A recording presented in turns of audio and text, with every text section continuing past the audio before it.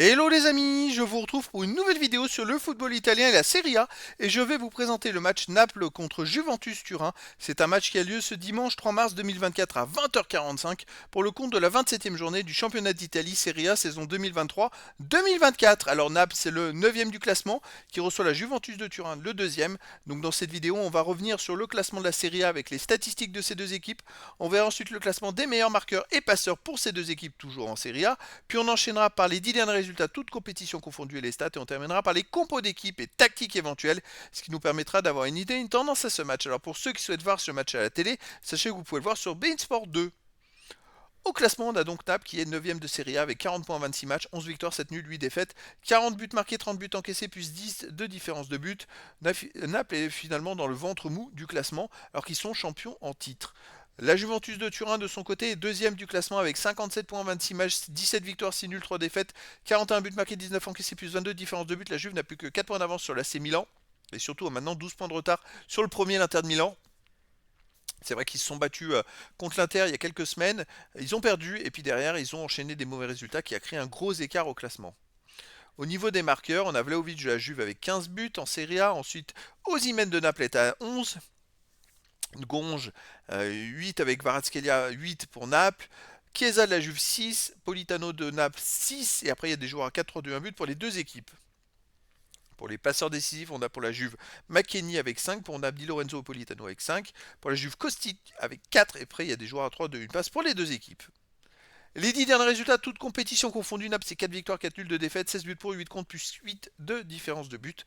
Et il reste sur une très belle victoire 6-1 à Sassuolo. C'était à la dernière journée de championnat. Ça faisait longtemps qu'ils n'avaient pas d'ailleurs fait un tel festival offensif. Mais chez eux, Naples est sur un nul, un partout contre Barcelone. Un nul contre le Genoa, pardon, un partout, une victoire contre Hellas Vérone 2-1, une défaite contre l'Inter Milan 1-0, une victoire contre la Fiorentina 3-0, une victoire contre la Salernitana 2-1. Donc à domicile, c'est quand même une équipe qui se défend plutôt pas mal.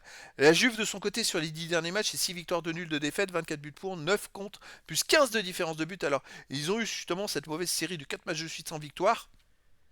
Ils se sont bien ressaisis à la dernière journée en gagnant, mais de justesse contre Frosinone 3-2.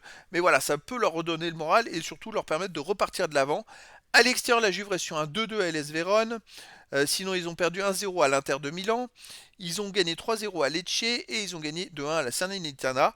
Donc voilà, la Juve, c'est une équipe qui quand même très solide et qui, grâce à la dernière victoire, peut-être repartir de l'avant et vraiment se booster. Alors attention quand même à Naples qui aussi sort d'un 6-1 à l'extérieur et qui peut avoir vraiment l'agnac. Au niveau des compos d'équipe et tactique pour Naples, on aurait du 4-3-3 avec gardien, Meret, défense Di Lorenzo, Ramani, Juan Jesus, Oliveira, milieu de terrain Zambo Anguissa, Lobotka, Zielinski, attaquant Politano, Osimhen et Kvaratskhelia. Et pour la Juventus de Turin, on aurait du 3-5-2 avec gardien Sesdi, défense Gatti, Bremer, Rugani, milieu de terrain Cambiasso, Miretti, Locatelli, Alcaraz, Kostic, attaquant Yildiz et Vlahovic. Donc voilà les amis, le décor est planté entre ces deux équipes. Alors est-ce que Naples va poursuivre sa belle performance de la dernière journée? Est-ce que la Juve va continuer de se ressaisir pour essayer de rivaliser avec l'Inter de Milan en espérant des faux pas de l'Inter de Milan? Mais écoutez, je vous donne rendez-vous ce dimanche 3 mars 2024 à 20h45 pour le match de la 27e journée du championnat d'Italie Serie A saison 2023-2024. Naples, le 9e du classement, reçoit la Juventus de Turin, le 2e. Voilà les amis, je vous dis à très bientôt pour une nouvelle vidéo.